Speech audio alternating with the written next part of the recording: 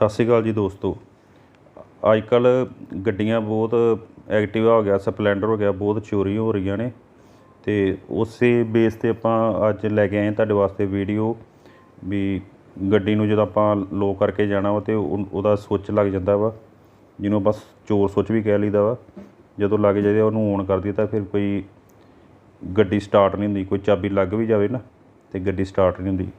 ਅਤੇ ਉਹ ਲੈ ਕੇ ਆਏ ਤੁਹਾਡੇ ਵਾਸਤੇ ਵੀਡੀਓ ਅੱਜ। ਅਤੇ ਚੰਗੀ ਲੱਗੇ ਤਾਂ ਸ਼ੇਅਰ ਕਰ ਦਿਓ, ਲਾਈਕ ਕਰ ਦਿਓ। ਅਤੇ ਜਿਨ੍ਹਾਂ ਨੇ ਸਾਡਾ ਚੈਨਲ ਸਬਸਕ੍ਰਾਈਬ ਨਹੀਂ ਕੀਤਾ ਤਾਂ ਉਹ ਸਬਸਕ੍ਰਾਈਬ ਕਰ ਦਿਓ। ਧੰਨਵਾਦ ਜੀ।